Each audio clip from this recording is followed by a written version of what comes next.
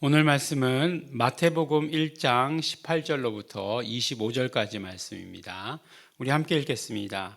예수 그리스도의 나심은 이러하니라. 그 모친 마리아가 요셉과 정혼하고 동거하기 전에 성령으로 잉태된 것이 나타났더니 그 남편 요셉은 의로운 사람이라 저를 드러내지 아니하고 가만히 끊고자 하여 이 일을 생각할 때에 주의 사자가 현몽하여 가로되 다윗의 자손 요셉아 내 아내 마리아 데려오기를 무서워 말라. 저에게 잉태된 자는 성령으로 된 것이라. 아들을 낳으리니 이름을 예수라 하라. 이는 그가 자기 백성을 저희 죄에서 구원할 자이심이라 하니라. 이 모든 일에 된 것은 주께서 선지자로 하신 말씀을 이루려 하심이니 가라사대 보라 처녀가 잉태하여 아들을 낳을 것이요 그 이름은 임마누엘이라 하리라 하셨으니 이를 번역한즉 하나님이 우리와 함께 계시다 함이라. 요셉이 잠을 깨어 일어나서 주의 사자의 분부대로 행하여 그 아내를 데려왔으나 아들을 낳기까지 동침치 아니하더니 나음의 이름을 예수라 하니라. 아멘. 네, 오늘 말씀은 우리가 굉장히 잘 아는 말씀이죠. 또 특별히 이제 크리스마스가 다가오고 있는 이때에 크리스마스 때에 주로 이렇게 저도 어릴 적에 그냥 그 연극으로 뭐 이렇게 했던 기억이 납니다. 항상 요셉 역할 있고 마리아 역할 있고 마리아 역할은 항상 이렇게 안에 베개 같은 거 집어넣어 가지고 이렇게 배 나오게 하고 하는 그런 역할들 했던 것으로 기억이 납니다. 근데 사실은 오늘 말씀이 어떤 면으로 보면은 굉장히 중요한 말씀이죠. 뭐 어느 말씀이 중요하지 않은 말씀이 있겠습니까마는 오늘 예수님의 탄생, 이 땅에 오심에 대해서 굉장히 중요한 여러 가지를 말씀해 주시고 계시죠. 첫 번째로 뭐냐 하면은 이제 예수님의 족보에 대해서 이야기했어요. 17절까지 예수님의 족보에 대해서 이야기했는데 보니까 사실 다윗 육신의 그 아비였던 그 요셉의 혈통은 다윗의 혈통이었던 것으로 이야기했어요. 그런데 그 다윗까지의 계보가 끊겨지고 그 다음에 마리아에게서 예수가 나셨다라고 하는 여인의 후손의 혈통을 이야기하고 있죠. 나중에 이제 누가복음에 보면 족보가 거꾸로 올라가죠. 근데 족보가 거꾸로 올라갈 때는 마리아의 족보로 올라가죠. 마리아의 족보가 되는 것을 보게 됩니다. 그런데 이제 보니까 뭐라고 말씀하고 계시냐면은 성령으로 잉태되셨다라고 이렇게 말씀하고 계세요. 그러니까 모친 마리아가 요셉과 정혼하고 동거하기 전에 성령으로 잉태됐다라고 이렇게 말씀하고 있습니다. 근데 이제 예수의 동정녀 탄생에 대해서 믿지 않죠. 많은 사람들이. 심지어는 뭐 신학교 다니는 학생들도 믿지 않는 학생들 많이 있습니다. 뭐 신학교 다닌다라고 하는 것을 뭐 이렇게 대단한 것으로 뭐 여길 것은 없어요. 하지만 이제 신학교 뭐가 이렇게 돼서 신학교를 가는 건 아니죠. 네. 신학교에 가면서 이제 뭐 만들어지는 거죠. 그래서 신학교육이 중요하긴 합니다. 그런데 어쨌든지 간에 많은 사람들이 뭐 똑같은 사람들이 믿지 않아요. 믿지 않습니다. 왜 믿지 않을까요? 과학적이지 않다는 거죠. 과학적이지 않기 때문에 믿지 않지만 그렇다고 해서 이것이 뭐 성경이 과학책이냐 또 예수 그리스도가 과학에 그게 딱 그 묶여서 매여서 오신 분이냐 그렇지 않습니다. 그것을 다 초월하시는 분이십니다. 그렇기 때문에 그 초월하시는 그 것들을 우리가 알아야 되죠. 그런 어떤 우리가 생각하는 자연법보다 상위에 있는 법이 뭐죠? 진리의 법이죠. 진리의 법으로 오셨어요. 그래서 동정녀 탄생이 굉장히 중요합니다. 근데 왜 중요하냐? 왜 중요하냐 하면은 만약에 이제 그 유대 개념으로 히브리 개념으로 여자는 밭이고 남자는 씨예요. 그런데 이제 이 죄의 유전은 어디로부터 오느냐? 씨로부터 온다는 거죠.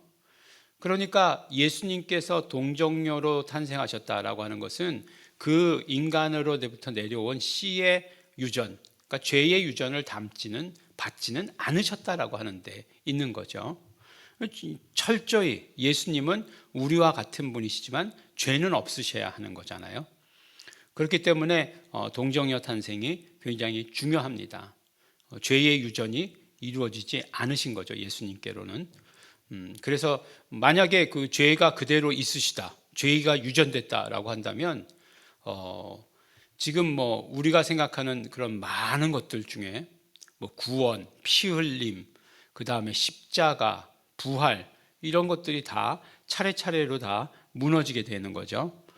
그렇기 때문에 실제로 예수님께서는 죄 없으시기 때문에, 죄 없으셔야 했기 때문에 인간의 어떤 그 남자의 씨를 받지 아니하고 동정녀로 탄생케 되셨다. 성령으로 잉태되셔서 여인에게 잉태되신 것뿐이다.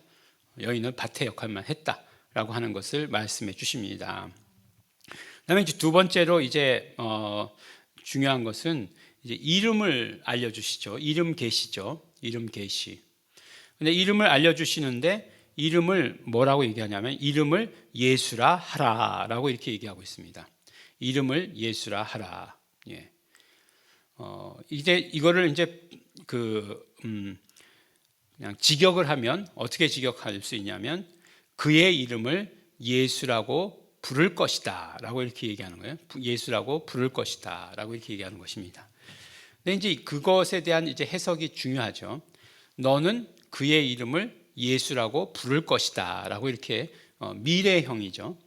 근데 이 미래형이라고 하는 것이 어떤 의미를 갖느냐라고 하는 것에 있어서 이제 두 가지가 있죠. 그러니까 단순히 미래에 일어날 일들에 대한 이야기가 있고, 그 다음에 또 한 가지는 어떤 것이냐면 의지가 있어요. 어떤 의지? 말하는 사람의 의지가 담긴 미래가 있죠. 그래서 이제 뭐 너 죽어, 너는 죽을 것이다 라고 이렇게 얘기하면 만약에 의지가 담긴 미래면 어떻게 되겠습니까? 화자의 의지가 담긴 미래면 너 죽어라고 하는 말은 나는 너를 죽인다, 뭐 이렇게 얘기하는 거잖아요. 그 마찬가지예요. 그래서 그냥 뭐 단순히 뭐 너 늙어 죽을 것이다, 뭐 그런 것들도 있을 수 있잖아요. 미래에 그건 단순한 미래고, 그 다음에 화자의 의지가 담긴 것을 미래형으로 표시하는 거죠. 근데 이제 미래형으로 표시되었다고 해서 그것이 미래의 사건을 나타내는 것이 아니라 말하는 사람의 의지를 나타낸다라고 이렇게 얘기하는 거죠. 그러면 너희는 그의 이름을 예수라고 부를 것이다 라고 하는 것은 무엇이냐면 말하는 사람의 의지예요. 누구예요? 하나님께서 계시하시는 거잖아요. 하나님께서 계시하시는 것인데, 그러니까 뭐 주의 사자가 이렇게 알려주시는 것이니까 하나님이랑 같다라고 이렇게 얘기하자고요. 말씀하신 것 대신 말씀하시는 것이니까. 그러면 뭐라고 얘기하느냐? 너는 예수라고 불러라, 이렇게 얘기하는 거죠. 그러니까 그 무슨 말씀인지 알겠죠? 화자의 의지가 달린 거예요. 너희는 불러라, 그의 이름을 예수라고 이렇게 말씀해 주시는 거예요. 그래서 그렇게 가르쳐 주셨다. 뭐 예수라고 부르게 될 거야, 뭐 이렇게 알려주신 것이 아니라 분명히 의지를 알려주신 거죠. 알려주신 것이다라고 하는 사실을 알게 되는 거죠. 그랬더니 보니까 그 이름을 알려주시는데, 이름의 계시를 하셨는데 그 이름 계시의 뜻이 무엇이냐라고 이렇게 보니까 이름 계시의 뜻이 바로 그 예수 이름이 담고 있는 의미예요. 근데 뭐라고 얘기하느냐? 그가 자기 백성을 저희 죄에서 구원할 자이심이니라 라고 이렇게 얘기하고 있는 거예요. 사실 이제 영어의 그 히브리서에 보면 여호수아라고 하는 것과 그 다음에 예수라고 하는 그 헬라어 단어가 같죠. 같게 이렇게 써져 있습니다. 그러니까 결국에는 야훼 플러스 구원이라고 하는 그런 어떤 의미를 가지고 있는 것이죠. 그래서 야훼 플러스 구원, 그러니까 죄에서부터 구원, 구원도 어떤 구원이냐? 죄에서부터 구원을 이야기하시는 거죠. 그래서 예수라고 하는 이름 안에는 죄로부터의 구원이라고 하는 의미가 이미 들어있는 거죠. 그러니까 예수가 그리스도로 오셔서 하시는 일을 보니까 죄로부터 우리를 구원하시는 일을 하시는 거죠. 근데 마태복음 1장 21절에서는 보면 자기 백성을 저희 죄에서 이렇게 얘기하고 있잖아요. 누가 자기 백성일까요? 우리가 생각하기로는 우리 모두라고 이렇게 생각하기 쉽지만 분명히 여기서는 유대인들이죠. 유대인들을 말씀하시는 거죠. 나중에 그러면 마태복음이 그럼 유대인 구원에만 대해서 써져 있느냐? 아니요. 이런 어떤 구원을 확장시켜 나갑니다. 너희는 가서 모든 족속으로 제자를 삼아. 이제 맨 마지막에 모든 족속으로까지 확장됐죠. 12장 정도에 가면은 이방인이 그의 이름을 바라리라 함과 같다라고 이렇게 얘기하는 것들이 나와서 바로 이방인의 구원, 그것도 이름으로 1장에서는 유대인의 구원, 이방인의 구원, 모든 족속 28장에 이렇게 확장되어 나가는 것을 이렇게 보게 되는 것입니다. 그러니까 문맥상으로 자기 백성은 1장에서는 분명히 유대인을 이야기한 거지만 마태복음이 그렇다고 해서 유대인 구원만 이야기한 것은 아니다. 이름으로의 구원은 결국 모든 족속에 다 해당된다라고 하는 것을 말씀해 주십니다. 그리고 나서 또 그 이름에 대해서 이야기할 때에 그러니까 예수 그리스도의 이 땅에 오심이 그런 메시아의 이 땅에 오심의 성취이고 또 구약에서 선지자들이 예언한 것의 성취인데, 그런데 또 한 가지 그 이름이 뭐라고 얘기하고 있냐면 그 이름은 임마누엘이다라고 이렇게 말씀하고 있습니다. 하나님의 현존, 하나님이 우리와 함께 하심.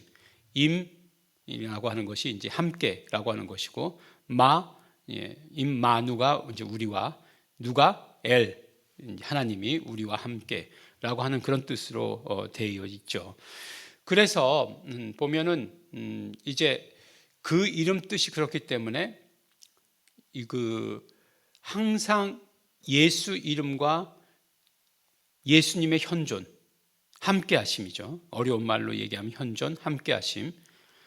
또 현재성, 우리 총장님은 현재성이라는 말을 자주 잘 쓰시고, 현재화, 이런 말들, 이런 것들, 그러니까 함께하심, 이렇게 얘기하면 편하겠죠. 알기도 쉽고. 그래서 그 함께하심이 이루어지는 것이 이름을 통해서이다. 이름을 부를 때에 함께하신다. 이름을 외칠 때에, 고백할 때에 함께하신다라고 하는 것으로 말씀해 주십니다.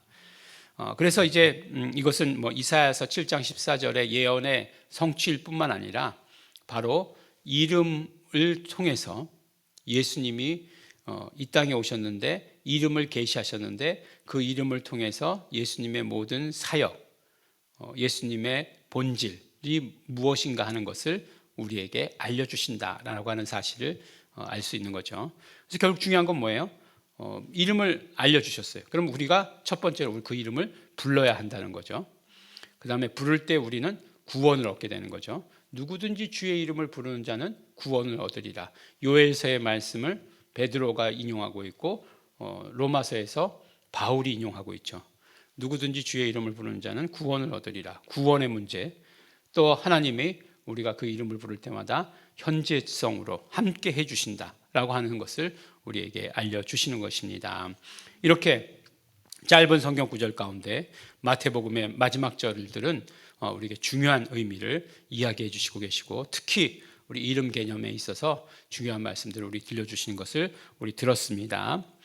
그러므로 우리가 말씀하여 주신 대로 이름 부르기, 그 이름의 의미 알기를 오늘도 우리 생각하시면서 우리 늘 함께 하시는 우리 성도 여러분 되시기를 바라겠습니다. 기도합니다. 하나님 아버지 감사합니다.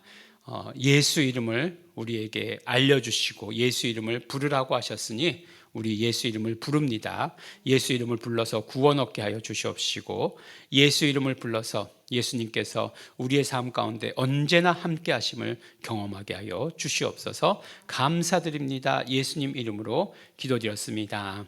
아멘. 그러므로 우리 이 시간에 예수 이름을 부르기를 원합니다.